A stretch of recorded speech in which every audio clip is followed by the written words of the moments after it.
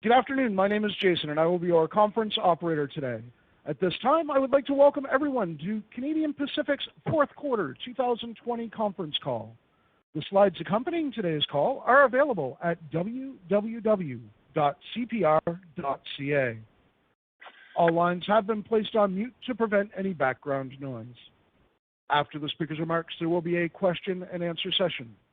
If you would like to ask a question, simply press star, then the number 1 on your telephone keypad. If you would like to withdraw your question, press the pound key. I would now like to introduce Chris de Bruyn, Managing Director, Investor Relations and Treasury, to begin the conference. Thank you, Jason. Good afternoon, everyone, and thank you for joining us today. As some of you are aware, Megan is at home with 2 new beautiful twin baby boys, and I'm happy to report that everyone is doing well. Before we begin, I want to remind you this presentation contains forward-looking information. Actual results may differ materially. The risks, uncertainties, and other factors that could influence actual results are described on slide 2, in the press release, and in the MD&A filed with Canadian and U.S. regulators. This presentation also contains non-GAAP measures outlined on slide 3. With me here today is our President and Chief Executive Officer, Keith Creel, our Executive Vice President and Chief Financial Officer, Nadeem Velani, and our Executive Vice President and Chief Marketing Officer, John Brooks. The formal remarks will be followed by Q&A. In the interest of time, we would appreciate it if you limit your questions to 1. It is now my pleasure to introduce our President and CEO, Mr. Keith Creel. Hey, good afternoon. Thanks, Chris. I appreciate the opening comments. Let me start my comments by thanking our CP family. 12,000-strong team of railroaders that I'm honored to serve and lead and produce with daily. Their grit, their resilience that they've demonstrated and continue to demonstrate through the toughest times in 20 and as we progress through 21, enabled these results. It's without those collective efforts, none of this would be possible. So certainly a debt of appreciation, in particular to the operating employees, that their heroic efforts day in and day out to keep the North economy moving in its time of exceptional need, again, is inspiring. To step out every day, to put your own life at risk, to protect the livelihoods of others, to protect the livelihoods of our fellow employees, the communities we serve, and our customers, again, very inspiring. So I'm super, super proud of the team. I'm super proud of the body of results that we're going to get to discuss today. And speaking of that pride, we talk about pride a lot at CP. We talk about sacrifice a lot at CP.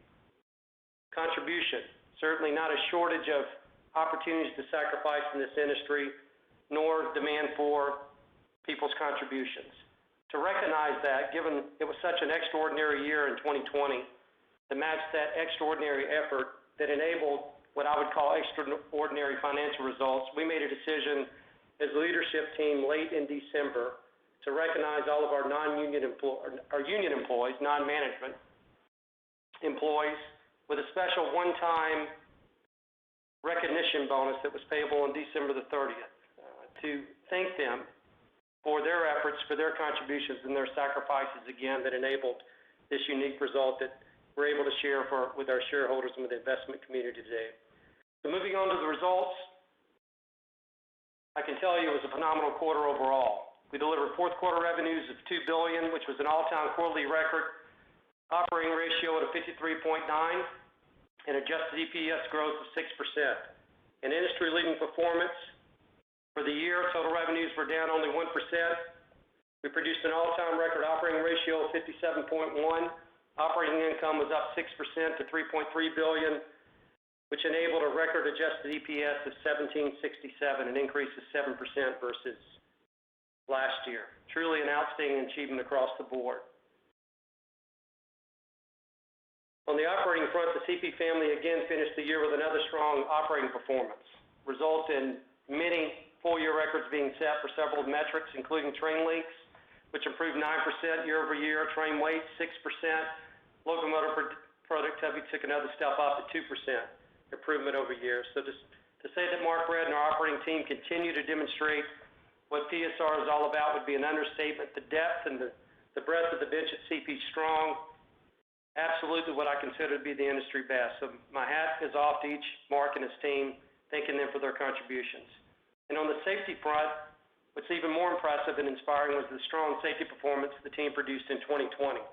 Train accidents were down 9% in 2020 to a .96, which is an all-time record for the company.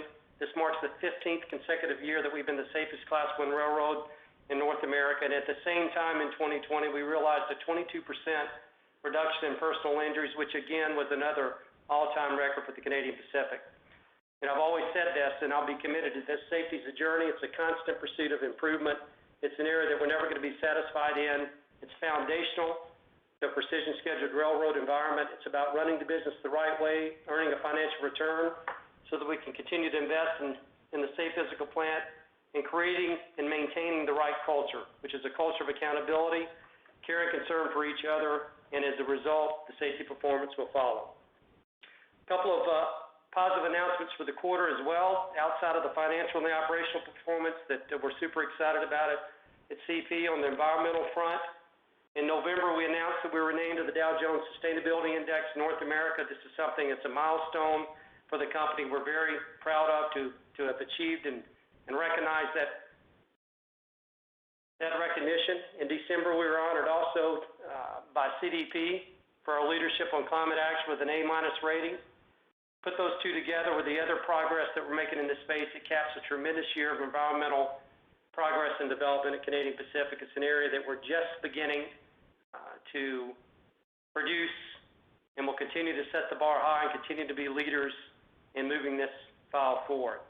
On the CMQ, another exciting announcement John's going to provide some color to. We were able to announce in the fourth quarter that Hapag-Lloyd, a great partner of Canadian Pacific's, announced that they're going to be calling on the Port of St. John beginning in 2021 as well. And rest assured, as we've talked about in the past, and we'll provide more color too, this is just the beginning as we scale out and grow and partner with St. John to create that world-class port on the east coast of Canada.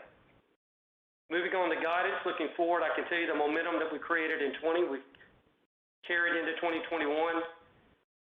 We're targeting high single-digit RTM growth. We're going to have an opportunity to continue to improve margins in 21, well in excess of 100 basis points, producing double-digit earnings growth. I'll note that 2020 was the third consecutive year that CP's delivered the best volumes in the industry, and I realize some naysayers may say that there's less upside at this company, given the compares, but rest assured this is a team that loves to be challenged. We relish the opportunity. I don't view a track record of success as a negative. Success breeds success. Rest assured this team knows what it takes to create success for each other, for our customers and our shareholders, and you can expect another successful year in 2021 at Canadian Pacific. I've never been more confident in our team's abilities to deliver. So with that said, I'm going to hand it over to John to bring some color on the markets, and then we'll let Nadeem wrap up with a bit of color on the numbers. All right, so thank you, Keith, and good afternoon, everyone. So as Keith said, RTMs accelerated in the quarter and finished positive, up 2%. Total revenues were down 3% to $2 billion. FX and fuel combined to be about a 3% headwind, and pricing gained further momentum, while mix results were negative. I'm very pleased, though, with how volumes have steadily improved through the quarter. We were up over 9% sequentially, continuing the trend we saw in Q3, and I frankly believe that we have hit the inflection point through this pandemic and the issues faced in 2020, and we will continue to gain momentum and see positive volumes as we move into 2021. On the year, total volumes were down 1%, and revenues were actually total revenues were down 1% on an FX adjusted basis to $7.5 billion. We led the industry with the lowest volume decline in this unprecedented year. Our self-help growth initiatives, disciplined pricing, combined with our resilient business mix and strong service, enabled us to continue to outperform. So now let's take a look at our fourth quarter results on the next slide, and I'll speak to the results on a currency-adjusted basis. So grain volumes were up 18% on the quarter, where revenues were up 8%. This operating team executed a record fourth quarter to cap a full-year record grain performance, and we delivered records in 11 of 12 months in 2020. Our franchise is only getting stronger, and the power of our innovative 8,500-foot high-efficiency operating model is driving these results. We currently have 31 Origin elevators qualified as 8,500 foot, 23 are running our highly efficient power-on model, and we will add at least 15 more 8,500 foot facilities to our franchise in 2021. This record level of network development, combined with our new high-capacity hopper cars, will enable the CP team and our customers to continue to raise the bar in 2021. And our U.S. grain franchise continues to see strong demand, with RTMs up over 30% year over year. Demand for corn and soybeans to the PNW export markets remains very robust. With a record harvest in Canada and the strongest demand in the U.S. that I've seen for a number of years, we expect the momentum in grain to continue into 2021. Moving on to the potash front, volumes were up 25% on the quarter to close out an all-time full-year record for revenue and tonnage. Canpotex has done very well to diversify its customer base beyond China and India, and they are fully committed through Q1. This is a reflection of solid global market fundamentals supporting the agricultural industry, and we expect potash to continue to be an area of strength for us in 2021. And to round out our bulk business, coal volumes were down 1% as a result of demand pressures from the pandemic and supply chain challenges. I expect coal tonnages to increase in 2021, with RTMs roughly flat. The energy, chemicals, and plastics portfolio saw revenues decrease 25% while volumes declined 27%. Q4 saw very tough comps with crude, as last year we moved 36,000 carloads in Q4. And this year we saw unfavorable spreads continuing to weigh on crude by rail. Excluding crude, ECP volumes were up 9% in the quarter, with improving export and domestic demand for LPG, gasoline, and diesel. Now looking at 2021, we will face tough crude comps in Q1, but with the continued economic recovery, we anticipate improved performance across our energy portfolio and specifically in our refined products area.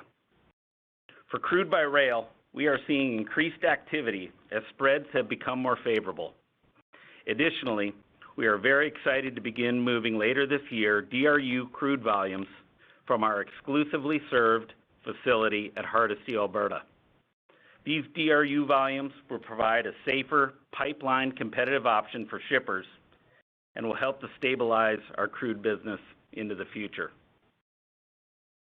Moving on to forest products, volumes were up 17% and revenues were up 14% as we continue to see strong lumber prices and significant demand for pulp and paper products.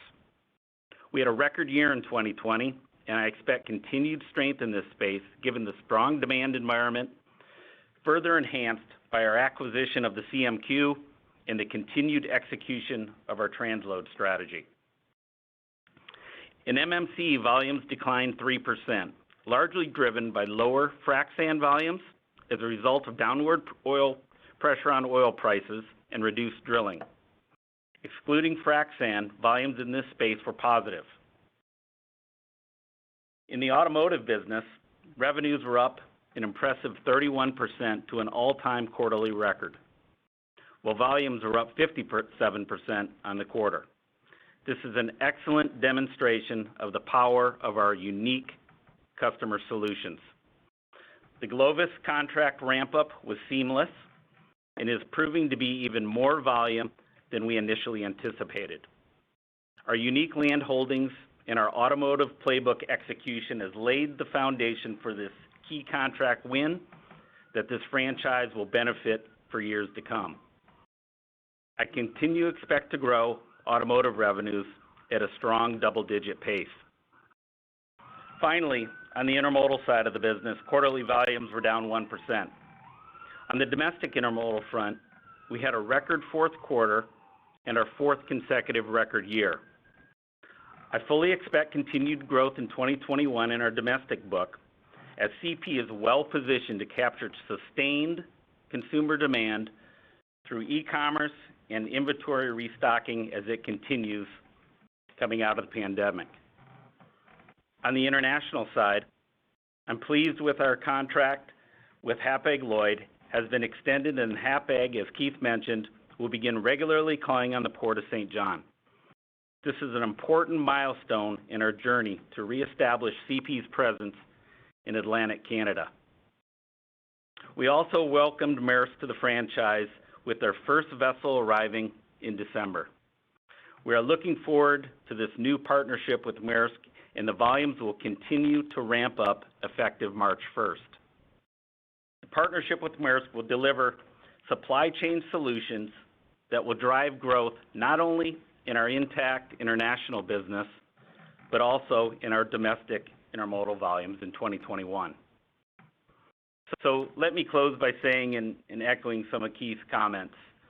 You know, looking back at 2020, I'm extremely pleased with how this team of railroaders took control of what we could control and managed through these unprecedented times that we all faced. We demonstrated exceptional resilience. We found unique ways to go after markets, and we generated momentum in volumes despite all the uncertainty.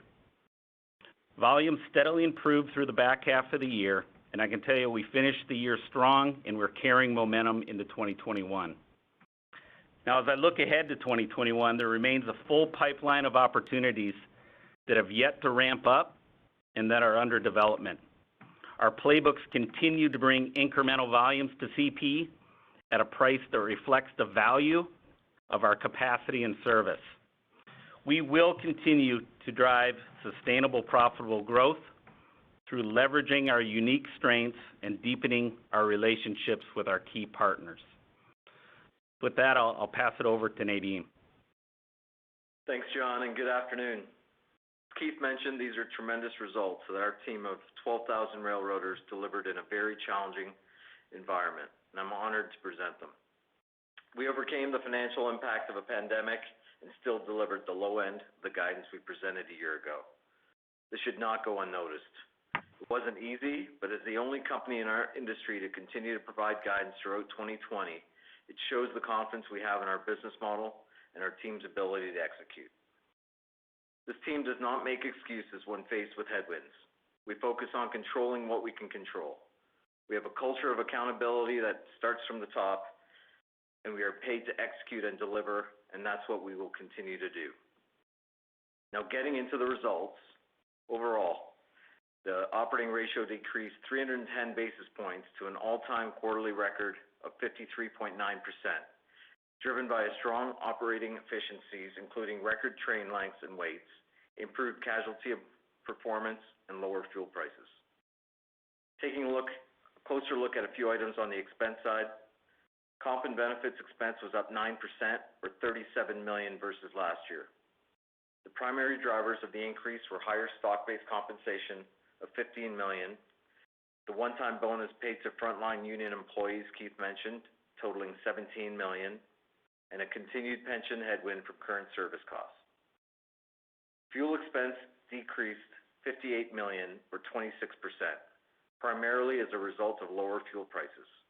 This year, we achieved a full-year record fuel efficiency, helping us to avoid 40,000 tons of CO2 emissions. Materials expense was up 10%, or $5 million, as a result of higher repair materials for track and operations and increased volumes. Depreciation expense was $197 million, an increase of 11% as a result of a higher asset base. Purchase services was $197 million, a decrease of $97 million, or 33%. The main driver of the decrease is the gain related to the true-up of our existing ownership percentage in the Detroit River Tunnel for a total of $68 million. The remaining decrease was largely driven by lower casualty costs on the quarter. Moving below the line, other components of net periodic benefit recovery were effectively flat, with lower discount rates offsetting higher amortization of actuarial losses. Income tax decreased $37 million, or 16%, primarily as a result of a one-time tax recovery. This is being backed out of adjusted earnings. Rounding out the income statement, adjusted diluted EPS grew 6% to a record $5.06 in the quarter. Moving on to full-year results on the next slide, the fourth quarter performance caps an impressive year for the CP family. Our full-year operating ratio was a record 57.1%, a 280 basis point improvement year over year as we continue to demonstrate our ability to improve margins and deliver the best OR in the industry. Adjusted income grew 5%, and a record adjusted diluted EPS increased 7%, and we achieved this all while achieving record safety performance. As we look forward to 2021, our guidance assumes high single-digit RTM growth, CapEx of $1.55 billion, and double-digit adjusted EPS growth. A few specifics to call out. You should model an increase of approximately $30 million in comp and benefits from pension current service costs, largely as a result of a lower discount rate at year-end 2020. Similarly, depreciation is expected to be approximately $45 million higher in 2021 as a result of a larger asset base. But as I said earlier, we are paid to overcome headwinds, and we see further opportunity to continue to improve margins in 2021, and I fully expect us to continue to lead the industry on that measure. Moving on to free cash to wrap things up, 2020 cash from ops decreased by 6% to $2.8 billion, and CapEx came in slightly above the guided $1.6 billion as we pulled forward certain capital projects in order to leverage the economic recovery in 2021. We have a disciplined approach to capital investment, and the strong returns we are generating are evidenced by an adjusted ROIC of 16.7%, also an industry best. As we go forward, we expect to bring the capital envelope down in 2021, given the pull forward I mentioned, and anticipate to spend $1.55 billion. Free cash came in at $1.2 billion. As we continue to grow earnings and remain disciplined on capital, you can expect to see CP's free cash conversion continue to improve both in 2021 and beyond. I think another area we differentiated ourselves from our industry peers is that despite the volatility we all endured this year, we continued to reward shareholders. We paused our buyback early in the second quarter given the uncertainty in credit markets, but in June, with confidence in our outlook, combined with the strength of our balance sheet, we resumed our buyback. Ultimately, we completed 90% of our latest share buyback program at an average price of $369 per share, significantly below current prices. In 2020, we returned $2 billion to shareholders through share buybacks and dividends, and just this morning, we announced a new 2.5% buyback program. We also announced the proposed 5-to-1 share split that will be presented to shareholders at our 2021 AGM. We think this is an appropriate step to enhance liquidity in the stock and provide better access to ownership for a wide range of investors. Our balance sheet remains strong with leverage of 2.5 times adjusted net debt to adjusted EBITDA. So let me wrap up by saying 2020 was a challenging year, and CP demonstrated resilience in the face of significant uncertainty. We were able to provide guidance to the investment community throughout the year, and will continue to provide transparent and achievable guidance as the uncertainty lingers. This is a team that sets a high bar and has a track record of overachieving. If you look back at the first 4 years that Keith, John, and I have worked together in these roles, the company has delivered a CAGR of 16% EPS growth. Our ROIC has also improved from 14% to 16.7% during that period. And I can tell you we're not done. We're all excited about the opportunities ahead of us. If we can deliver the lowest operating ratio and best revenue performance in a pandemic, it's extremely exciting to think about the art of the possible as the economy recovers in 2021 and we benefit from operating leverage. It's why I don't worry about headwinds. So with that, I'll pass it over to Keith to wrap up. Okay, thanks for the color, John and Nadeem. And exceptional. That's the word I think about. An exceptional year. It's enabled by an exceptional group of railroaders at this company. Set us up for an exceptional 2021. We're ready for the year. We've got the momentum. Moving into 21, wins at our back. This team's ready to produce. So with that, let's open it up to questions. Thank you. If you would like to ask a question, simply press star, then the number 1 on your telephone keypad. If you would like to withdraw your question, press the pound key. As previously highlighted, please limit your questions to 1. There will be a brief pause while we compile the Q&A roster. Your first question comes from the line of Chris Wetherbee from Citi. Your line is open. Yeah, hey, thanks, and good afternoon, guys. Maybe wanted to sort of dig into the RTM growth outlook a little bit deeper. So I think, as you mentioned, there's sort of an inflection that's been going on here. So I guess maybe if you could help us sort of highlight maybe some of the specific biggest opportunities that you see, whether it be on intermodal or otherwise, as you look at 2021. And then can you also help us a little bit with the cents per RTM too, if you don't mind? Just there are some FX headwinds I think you will be facing to some degree. So just want to kind of get a sense of how that might translate relative to total revenues. Thanks. Yeah, so maybe, Chris, I'll start on the cents per RTM a little bit. I think looking back at Q4, we did see a little bit of mix. We had a really strong bulk quarter, long haul Vancouver grain, long haul PNW grain, as I said, record potash. That created a little bit of headwind overall on that front. We're facing that cents per RTM, negative VRCPI on the regulated grain, at least through August of 2021, looking ahead. We did lap some pretty big LDs from last year, Q4, as it relates to our crude by rail business, and we'll face a little bit of that, I would say, at a declining rate as you move through 2021. And as you mentioned, and we'll get to some point where we start lapping the fuel and ultimately FX headwind that we've faced in the cents per RTM. Looking at the volume, we're excited.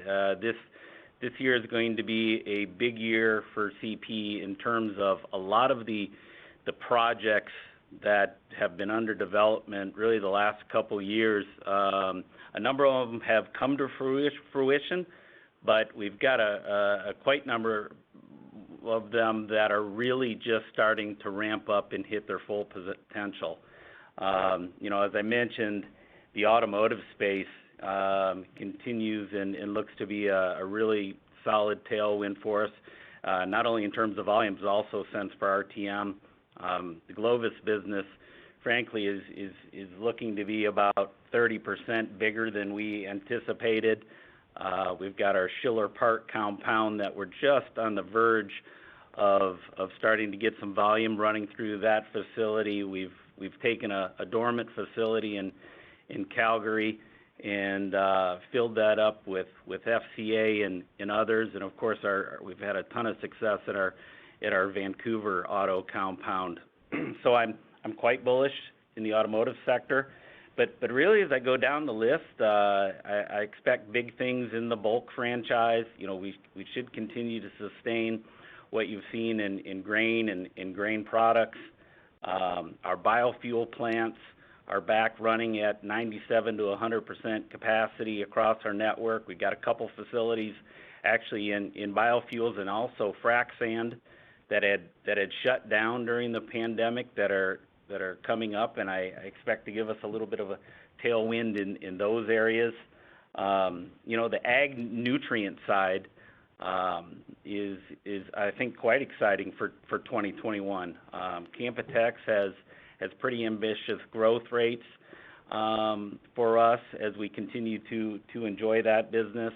Our general fertilizer business, particularly with Mosaic, looks particularly strong. So I'm bullish across the board, and that's without even getting to the full ramp up of our Maersk business, and then as Keith mentioned, the opportunities that we're going to see in St. John in 2021. Okay, that's a great answer. The only clarification just on the cents per RTM going back to that, does that sort of mean flattish, maybe slightly negative on that? Just kind of curious. You know what? I think to start 2021, maybe slightly negative, and then an inflection, I think, Chris, as you move towards the back half of the year. Perfect. Thanks for the time.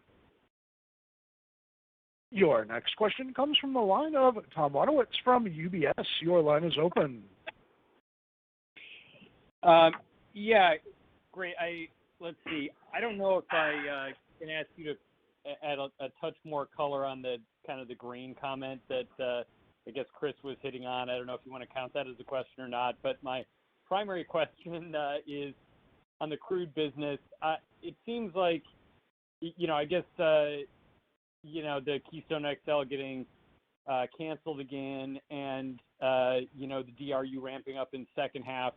I'm wondering if you see, you would expect to see some indications that there might be more interest in additional DRUs or, more optimistic look on crude. I know it's pretty volatile business, but I guess that's kind of the primary question, and I don't know if you mind adding a little further thought on the grain revenue cap impact in first half.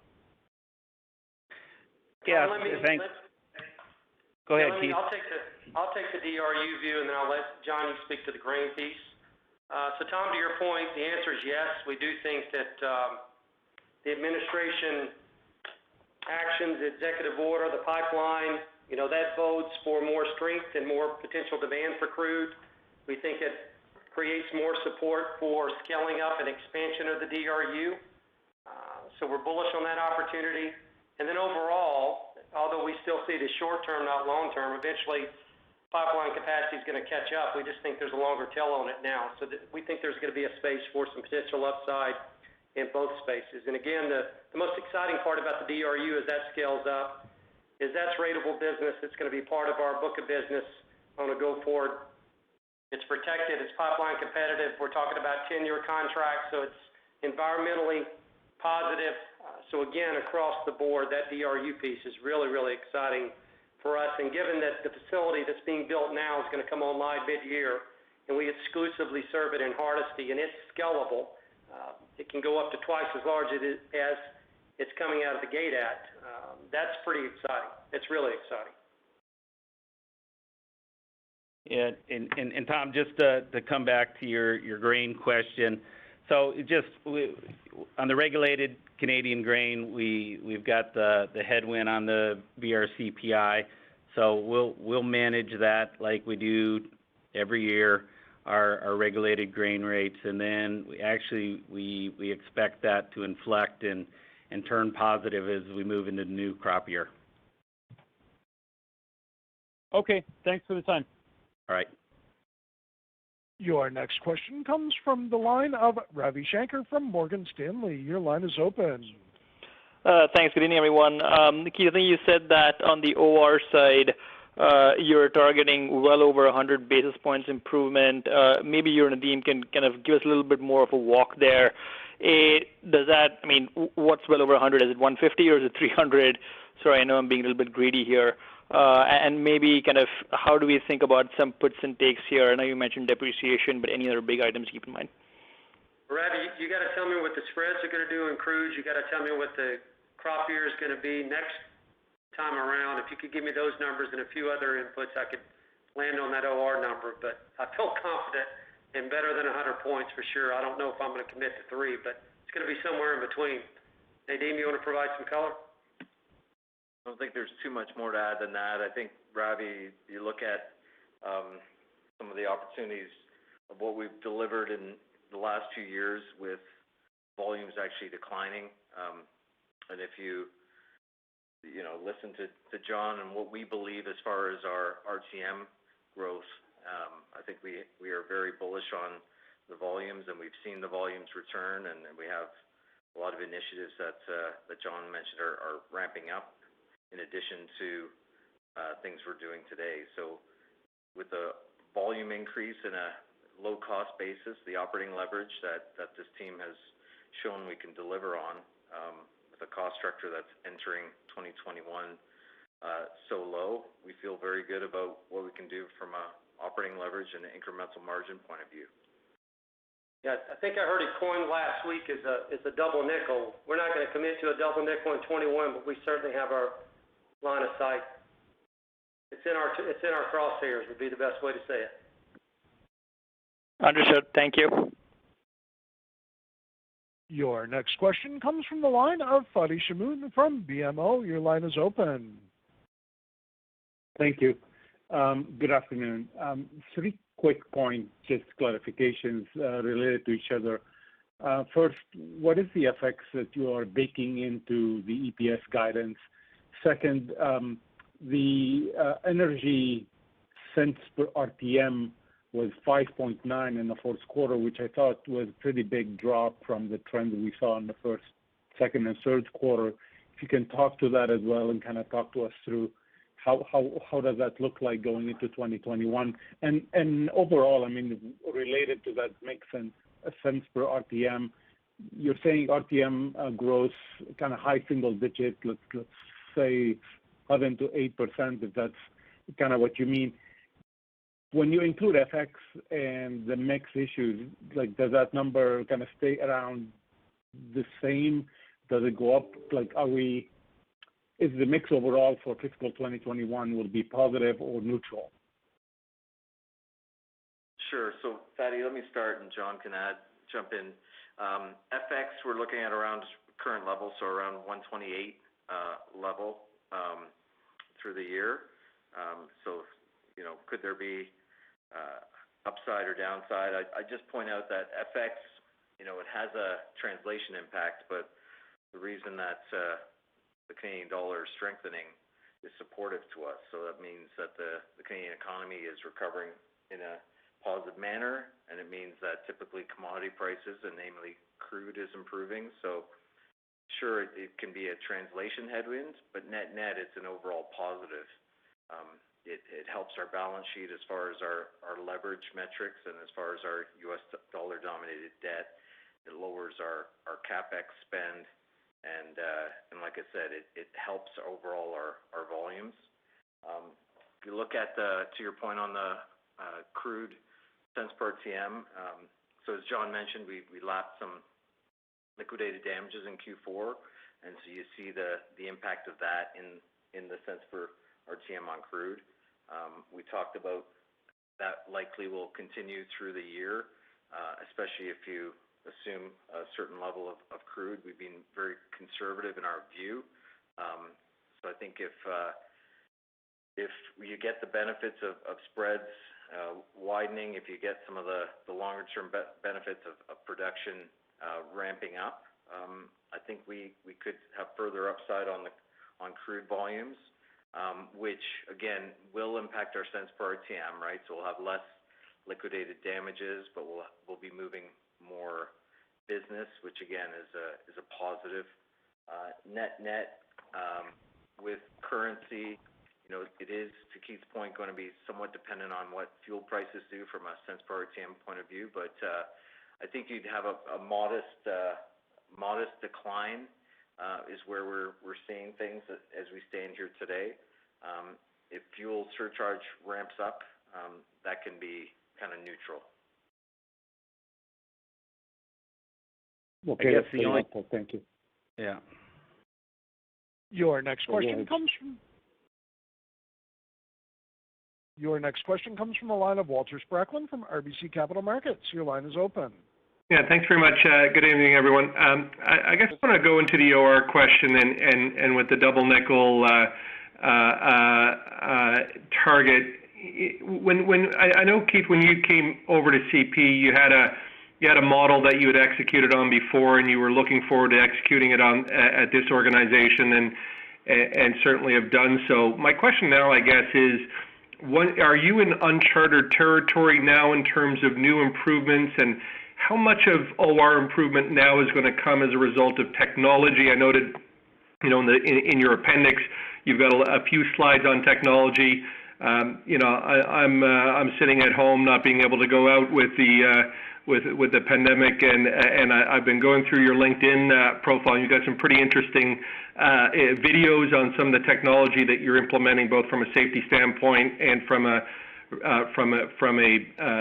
efficiency standpoint. So, is this now new territory? How much is technology going to have to play a role here in getting your OR improvement down further? Just any thoughts on that would be helpful. Well, I would say that we certainly have not mined all that opportunity, Walter. It is new, given that we're just deployed, the exemptions we got for Transport Canada, using the portal and using the cold wheel technology. That's literally, 2 months old. So we'll continue to grow in that. It's going to be incremental change. It's going to be incremental benefit to protecting our margins, and it's part of the formula allowing us, as just a natural outcome of running our business, as long as we bring on sustainable, profitable growth. Those are key words. Those aren't just catchphrases. You got to bring the right business mix. You got to make a buck doing it, and it's got to fit your network. You can't overstress your network and create some kind of congestion that jeopardizes your ability and destroys your cost structures or drives additional capital expense. There's a fine balance that has to be managed. We've got a commitment to our customers. Asset turns matter. Velocity matters. All those things that a PSR formula is truly baked upon. It's foundational. You got to respect that. But if you layer your own technology on top of that, whenever you can improve the safety performance, every derailment we prevent, those derailments every time you have them, number one, it's a challenge. It's our social responsibility. It's a challenge to our social license. It's certainly nothing that we desire to occur. So everyone we can prevent is a positive there. But from a dollars and cents standpoint, you're talking millions of dollars every time you put a mainline train, or most times that you put a train on the ground at track speed. That's a lot of money. And it's a lot of adverse impact to the network fluidity given the way we run the business. Because essentially it's like having you got a lot of planes flying around Pearson Airport or O'Hare with nowhere to land, and they're burning fuel and burning dollars and taking out efficiency and consuming capacity. So these technologies, that's the approach that we're taking. They've got to be practical. They've got to be executable. I'm not going to be bleeding edge. We're going to develop technologies that we can convert, not talk about for 4, 5, 6 years, convert with data to make it a safer, more reliable, more efficient, lower cost, better service railroad. That's what we're doing with our cold wheel technology. That's what we're doing with our big data analytics and the algorithms that we use to have more predictive analytics to allow us to identify the mechanical defects before they become an issue with the train. That's what we're doing with our broken rail detection that we've created ourselves, our home-built solution to that challenge where we don't have CTC that we're deploying. We've got about 4 subdivisions that we've completed. By the end of this year, we'll have 11, and we're doing it at a fraction of the cost. So again, those are all part of a pursuit of operational excellence. It's just part of consistently getting better at what we do, becoming better railroaders, and leveraging technology, not to hit a home run, but just to consistently hit singles and doubles, and those singles and doubles add up to runs, and you start adding those runs up and you start winning ball games. Pretty exciting stuff. I appreciate the time. Thank you, Walter. Your next question comes from the line of Allison Landry from Credit Suisse. Your line is open. Thanks. Good afternoon. So your main competitor has been talking about scaling up the business and focusing on yield management. I would think this is a clear positive for CP, but maybe if you could speak to your thoughts just on the overall pricing environment, and whether you think maybe there's a structural acceleration here that's taking place as a result of not only these actions, but just the fact that rail service sort of broadly is getting better. Any thoughts there would be great. Thank you. Yeah. Oh, thanks, Allison. You know what? I do. I think this feels a lot like the environment we faced back in, I guess it would be 2018, where we saw I think, pretty strong year across the board in the rails on pricing. Just the volume growth that I see out there, and literally as I look down our list of commodities, I think there's pricing opportunities in just about every one of those sectors I can tell you we've been very creative in how we've approached managing this capacity and working with our customers around surge equipment, but capturing the price for the value of that service. Q4 renewals were quite strong. I would say on the upper end of the targets we traditionally talk about that, and I'll remind you, my sales team is largely compensated on their ability to deliver price and to have that price disciplined.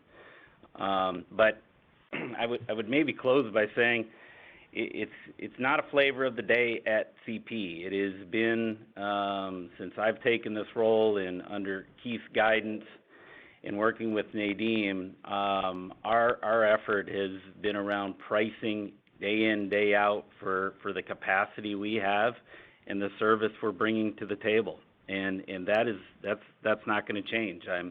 I was wildly pleased with how we performed in the face of a pandemic, and now with some tailwinds, I can tell you there's a lot of focus to do the same as we move into 2021. Okay, thanks, John. Yep. Your next question comes from the line of Ken Hoexter from Bank of America. Your line is open. Hey, great. Good afternoon. Just to clarify, Nadeem, to Ravi's answer there, you're including the gain from the asset sale. You're not normalizing it out. So when you talk about 100 basis points, Keith, you're talking about on the 57.1, right? I just want to clarify that before I ask my main question. But the question I had was, go ahead. So yes, Ken, I mean, we reported a 57.1 OR. We would expect to improve off of that. That's where you get to the double nickels that Keith was talking about. We're not saying it on any sort of adjusted OR. Perfect. Thanks. And then given the Maersk and intermodal growth and all, the scale that you're talking about on RTMs, can you just talk maybe, John, about your thoughts on the capacity out west, or I don't know, Nadeem, if you think there's need for siding or capital deployment. You talked about keeping CapEx the same, but maybe talk about how that's going to be deployed. Thanks.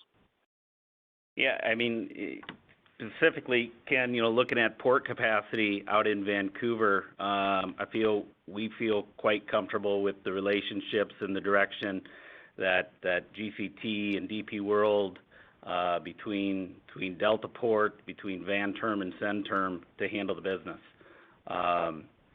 We've got a new train pair and design that will I think we're super excited about how we can compete in the market from Vancouver into certainly day in, day out, Toronto in Eastern Canada, but as we grow our business into the Minneapolis market with the capacity we've added in our Shoreham Intermodal Terminal and also into Bensonville, that we're going to have quite a product. And you look out east, and Keith mentioned this, we are, the Port of St. John's embarked upon about a $200 million modernization project, and that's going to quickly step their capabilities up to 300,000 TEUs annually, but we've got line of sight in working with the port and the province and frankly all stakeholders out there to get that port up to an 800,000 TEU facility. So I don't see capacity at the terminals being an issue, and PSR railroading and all the things we've talked about, I think we feel quite comfortable around our product to deliver inland from those ports. Yeah, Ken, let me add a bit of color on the line capacity. We're not in any location constrained from line capacity. With that said, part of our normal cadence of doing business every year, we're spending what I call capacity capital dollars, surgically investing in strategic sidings. We've got a list based on delays, based on velocity, based on capacity across every corridor where they're prioritized based on the return. And we've continued to invest to create that additional line capacity that if we don't need it from a business level, and we haven't, we return it through asset terms. So we think about 2020 when everybody else is cutting capital. We didn't cut our capital. We spent more capital in 20 than we ever have in the company's history. So rest assured we've got some capacity in our back pocket to execute on these contracts. And these contracts, when it comes to service, we talk about the cost destruction when you overcommit your railway. Talk about the reputational destruction when you overcommit your railway. When we go and negotiate these contracts, I'm at the table with John. So all these contracts, these major contracts that we're committing, I've got a commitment to my customers that exist with us today, and we're putting our word and our reputation on line with those new customers. And the commitment I make to each and every one of them is I'm not going to oversell my railway. I know the value that it destroys for the customer as well as for this company, and that is not going to happen on my watch at Canadian Pacific. And I'll just add, Ken, that from a capital point of view, many of these deals we ended up doing that requires capital, we partner with our customers to co-invest. So we both have skin in the game. We both have a certain level of return and conviction, and it tends to be a long-term deal. So John knows from me and my team the expectations as far as what the returns need to be, and I think that's added to what you see the output of ROICs of close to 17%. That we put that discipline into the process. We don't need the practice of moving it, as Keith says. It has to generate the right return. Thanks, Keith, Nadeem, John. Appreciate it. Your next question comes from the line of Steve Hansen from Raymond James. Your line is open. Yeah, good afternoon, guys. Thanks. A question for John on the grain opportunity. John, you're coming off a record year. That should be congratulated, but the bar is now higher. Ag fundamentals do look really outstanding right now, which I think plays in your favor for 21. But I think I was most struck by your comments on the number of new elevators that plan to come online for your 8,500 model. Could you maybe just elaborate a little bit on where those elevators are all coming for? You referred to network development, but I'm just trying to get a sense for your confidence in those all coming on this year and your ability to push higher in 21 here. Thanks. Steve, I think what a lot of folks maybe don't sometimes understand in our ag franchise is we've been the leader of developing these big high throughput elevators, and what we're doing now is less about adding new dots on the map in terms of elevators, but more working with our grain shippers to now reinvest into their elevators to expand them to our 8,500-foot model. And as I said, we've got 31 of those active today. In the coming year, we're going to add 15. So that's 15. I think the numbers would break out, Steve, 3 new ones coming online and 12 existing elevators that'll be expanding to the 8,500-foot model.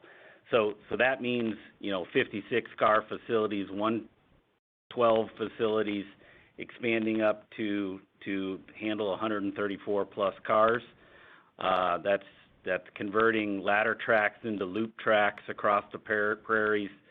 That's adding sidings outside of facilities so trains can get off our main line.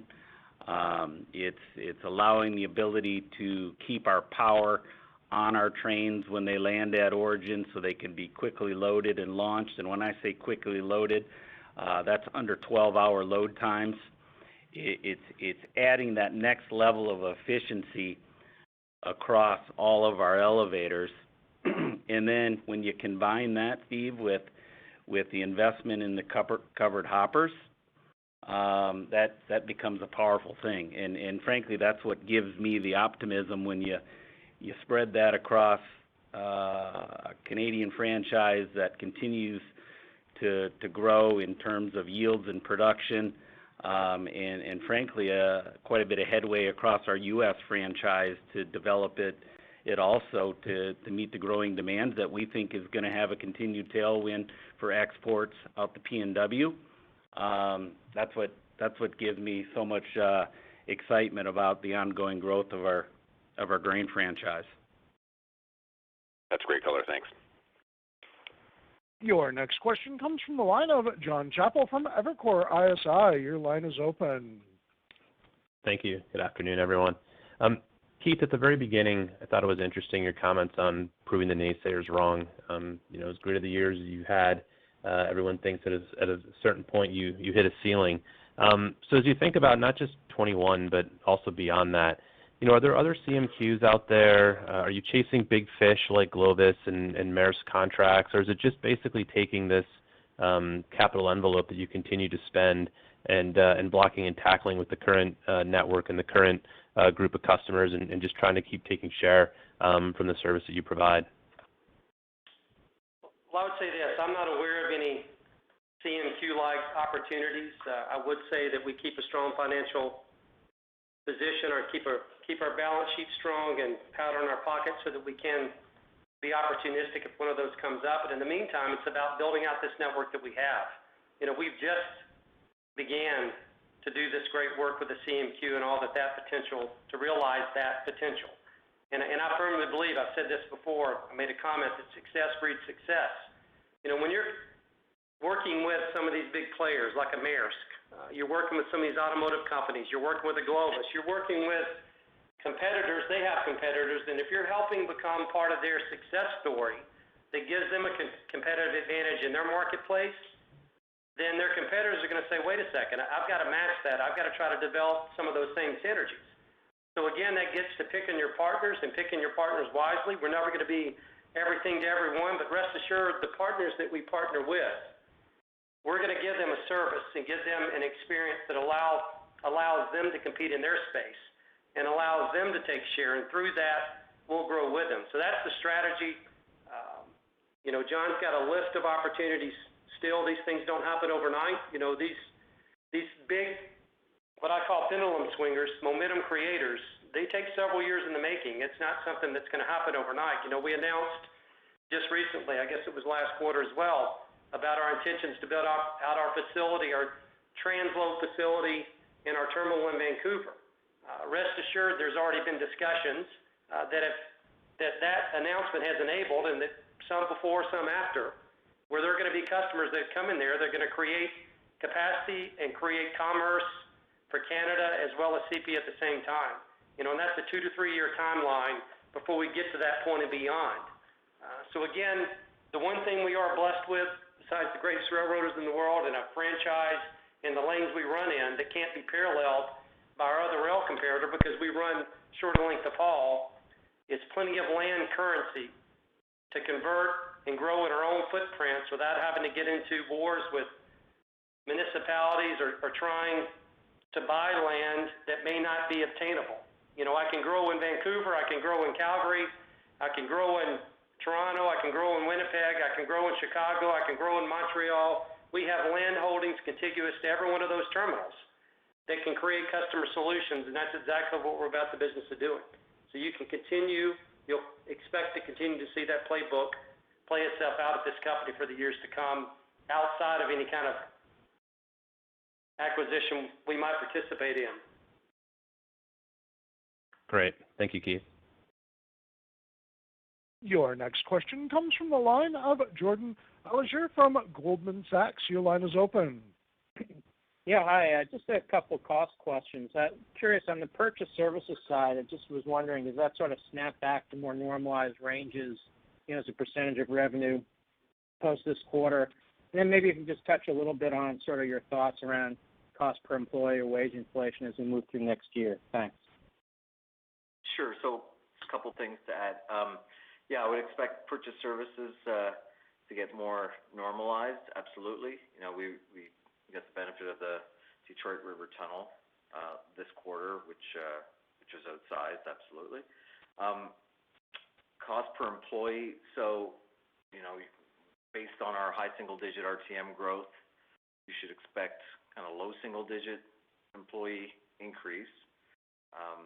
And on the cost side, I mentioned a $30 million impact from current service costs related to pension.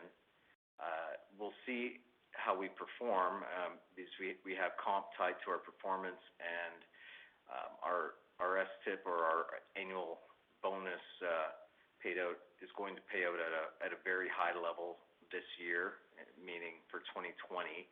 So we accrued at a very high level. So hopefully it's at the same level. That means we're executing. If not, then that would be a tailwind. Stock-based comp, same thing. You know, we were the best performing rail stock in 2020. We had significant headwind from stock-based comp as a result on the mark to market of the stock price. Hopefully we have the same problem. I'm sure our shareholders won't complain. So that's somewhat dependent on again how we perform and how the market performs, and as far as CP stock. So if we have another strong year, then it'll be neutral, and you would expect the cents per RTM to be similar levels. If our stock doesn't have the same level of increase, then you should assume the cost per employee to come down a bit. So those are the elements. Thank you. Inflation relatively, yeah, no problem, Jordan. Inflation, I would assume about a 2% type of level as well for our overall inflation. Thank you. Your next question comes from the line of Brian Ossenbeck from J.P. Morgan. Your line is open. Hey, good evening. Thanks for taking the question. Maybe one for you, Keith. When you talk about being part of success for the partners and your shippers, service and growth and capacity, obviously you're part of that, but you have a couple of extra slides on ESG, a few reports and ratings just came out. Is that angle or is that initiative really starting to resonate with some of your customers or partners? Is that more on a short-term basis where you've got their attention, or do you feel like you've really started to form some partnerships that maybe are being driven by this factor above and beyond what you normally provide for them? Yeah, that's an area that obviously is becoming more and more topical every day, and more, its importance is growing. It's growing stronger. It's not demeaning at all, and it is part of the sales cycle. It's part of the discussions that John and his team are having with our customers, because our customers obviously have the same concerns we do about the environment, and when they can see the rail as an opportunity to partner with, and again, that's why it's important in my mind that we take a leadership role in this space. We're proud to talk about, we announced our hydrogen hybrid battery locomotive that we're developing. So I've got we're blessed with a team of very intelligent, talented engineers led by Dr. Mulligan that, they've created their own lab. They're developing a hydrogen fueled locomotive for the rail industry. That's a game changer. There's hydrogen solutions out there in Europe, not for freight though, more for passenger. So is it robust enough, strong enough? So the challenge is, how do we do that? Well, it's a challenge they've taken on. And when you take that kind of a leadership role, and it's not just, again, semantics or words, it's actions. I've been in the lab. I've seen the hydrogen fuel cells they've create electricity and power an electrical motor, and I've seen the locomotive they're in the process of converting. A year from now, we'll have a pilot locomotive, maybe a year and a half at the most, we'll have a pilot locomotive in Calgary that's going to be switching customers using hydrogen.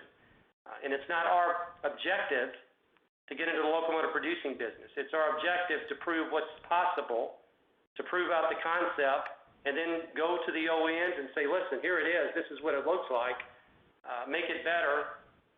Create a solution for the industry, because this industry needs that. So those are all spaces that our employees get behind it, we get behind it, and it absolutely is becoming part of not only what we do and who we are, but how we sell. The other one thing I'll comment to that we're super proud of, literally within another 4 weeks left, we'll finish our completion of our solar farm at Calgary. If you've ever been to our corporate office, it's a converted rail yard. We're blessed with a big footprint, a physical footprint, and we said, hey, how can we innovate here, and why are we burning fossil fuel created energy? Why don't we create our own? So why don't we build a solar farm? We built the single largest solar farm about to complete, I would suggest, outside of commercial space in Canada. We'll be, I think, the only corporate office that's 100% zero carbon footprint fed, running our power, running our lights, running the business that we do in our corporate office. That's something, again, we're extremely proud of. It's great for the environment, it's great for our employees, and it's great for society. All right, thank you, Keith. Your next question comes from the line of Scott Group from Wolfe Research. Your line is open. Hey, thanks. Afternoon, guys. Nadeem, want to ask on CapEx and free cash flow. So it's below 20% of revenue this year in the guidance. Do you think that's sort of the new normal? And then with CapEx down and earnings up, what's realistic for free cash flow conversion this year and longer term? Thanks, Scott. So, yes, I mean, our capital spend, when we look through the next 3 years, it's in that range, coming down a bit over in 2022 and into 2023 as we roll off the investment of the hoppers. So we'll have less hoppers in 23, and that'll be our final year. So you'll probably get down to about the $1.5 billion CapEx level at that point. Outside of any other major investment but nothing upcoming that's in our pipeline as we speak. So certainly we do feel that our free cash generation conversion is going to improve rather dramatically as we increase our income and CapEx comes down. I think we're kind of in that 3.5% level right now. Do we think we can get to 4 and approaching 5 over that time frame? Yes. So what's that metric you're referring to? Sorry. Our free cash our free cash yield. Okay, perfect. Okay. Our free cash conversion approaching 80%. Super helpful. Thank you, guys. Thanks, Scott. Your next question comes from the line of Justin Long from Stephens. Your line is open. Thanks, and good afternoon. I just wanted to ask one about the 2021 guidance. Nadeem, could you talk about any gains on sale that are baked into that guidance? And then as we think about the first quarter, anything directionally you can give us to help think through the OR that you're assuming within the guidance as well? Not to get too much into quarterly OR guidance, but you should just expect a sub 60 OR. And obviously Q1's a bit more challenging with the weather, with the seasonality on volumes, with some of the stock-based comp payments that occur. So that's naturally will improve from there and get if you want to get to the numbers we're talking about, you could probably do the math, but I would expect Q1 will be the tougher kind of year-over-year comp. And then sorry, your second question? Any gains on sale in the 2021 OR guidance you gave? Yeah, they are. I mean, we didn't give OR guidance, but I would say that we do expect some level of gains on sales. We do have a couple of projects. We'll see if they close or not. But our EPS guidance of double-digit EPS growth does not necessitate any level of gains on sales. Okay, that's helpful. Congrats on a great year. Thanks. Thank you. Thank you.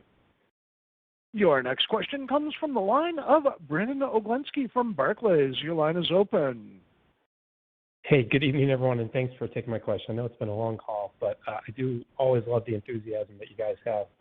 It shows through in your results. I guess, Nadeem, coming off of Scott's question on cash flow, is this the time to be having a healthy discussion, buyback versus dividend? And, is the thought process changing there at all? No, I mean, I'd say that we've had a bit of a more balanced return the last, call it 3 years. We've been increasing our dividend, and I think that we have been pretty transparent in terms of our goal of getting a payout ratio closer to 25-30%. We've been the fastest dividend increaser in the industry the last 5 years. I think we will be named to the Dividend Aristocrat Fund, S&P Canada, starting next week. We'll enter that. So we're making headway. The problem is, first-class problems, I guess, is our EPS is growing, like I said, close to 16% the last 4 years. So we're mindful that we want to that our shareholder base has also changed, and there is an increasing view that they want a bit more dividend, and we're trying to have a balanced approach. we've also been very mindful that our stock's been underpriced. There's other rails that may not execute as well, but they get better premiums, and so it's been an opportunity to continue to buy back our stock cheaper, which I think our shareholders have been very pleased with.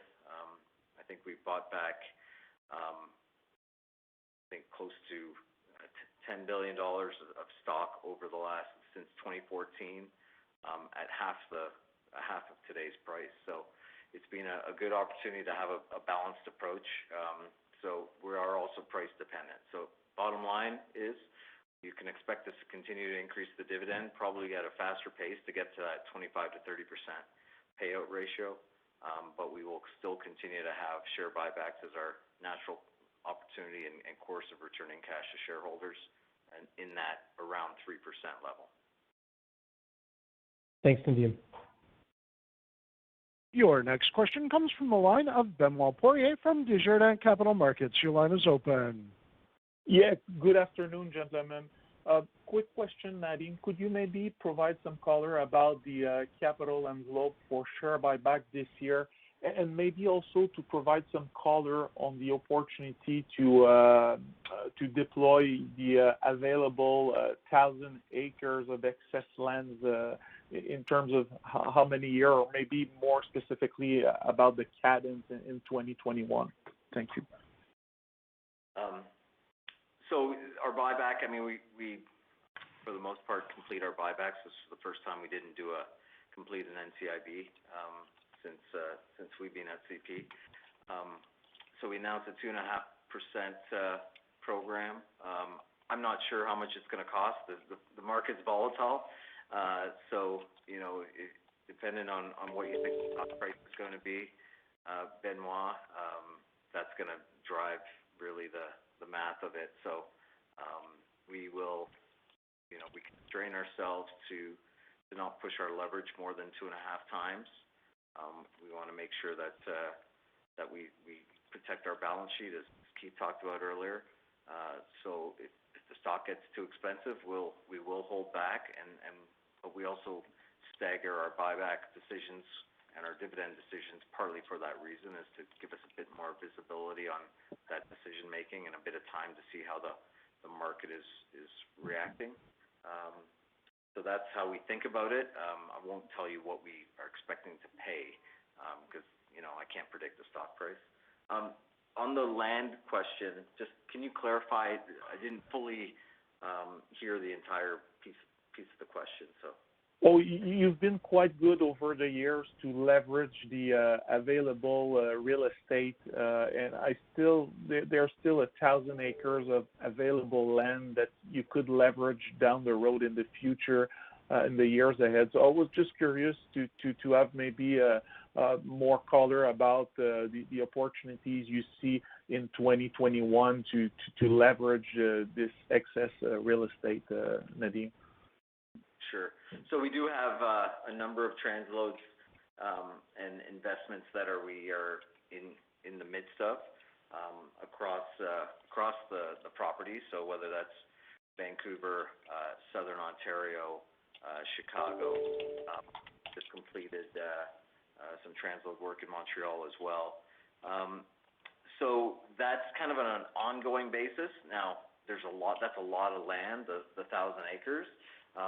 So we'll see what comes up, but that's enough land for a long time.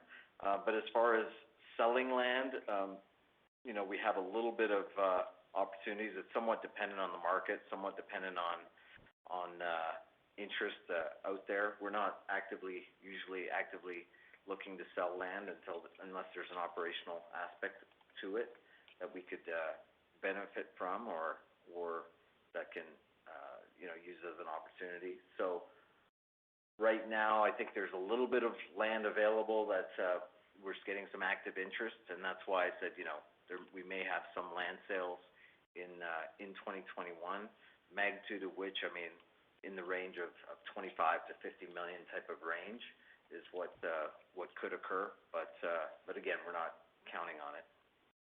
That's great color. Thanks for the time. Thanks, Benoit. Your next question comes from the line of David Vernon from Bernstein. Your line is open. Hey, guys. Two questions for you, John, on the end market side. First, whether a closure of the Dakota Access Pipeline would be material for your guys' crude by rail franchise. And the second question is really about St. John's and opening up that intermodal flow. I'm curious to know what type of inland ports the steamship lines are looking at for that traffic. Is it Canada-bound traffic? Is it U.S.-bound traffic? And then how do you think about the margin profile on that project? Because I'd imagine there's going to be some trade imbalances as you start to initially launch that service. Yeah, no, David. Dakota Access. We're watching it closely. We do ship Bakken crude out of North Dakota, and obviously if something happened with that pipeline, we think that would generate an opportunity. Of course, there's been a lot of noise around that pipeline for a number of years. We've been able to generate some pretty, I would call, stable crude by rail business out of North Dakota. But I think certainly there is an opportunity for upside if they were to move towards shutting it down or putting it on the sideline for a certain amount of time. As it relates to St. John, I can't be more excited about the opportunity, and it's just not the import-export business that we've talked about extensively and that ramping up, but it's also the domestic intermodal opportunity in and out of the Maritimes there. Again, our competitor has enjoyed that Atlantic Canada market without another competitor for quite some time.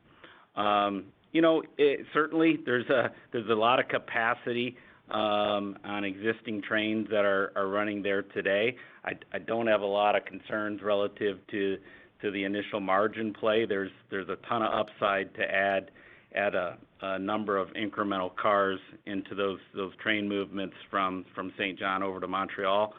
I think what we see initially is maybe a little bigger mix going down into the U.S. and the Chicago market, but I would say as it balances out, it'll be Canada, it'll be Montreal, it'll be Toronto. There might even be a little bit of movement into Western Canada, but principally Chicago, Montreal, and Toronto as the key markets.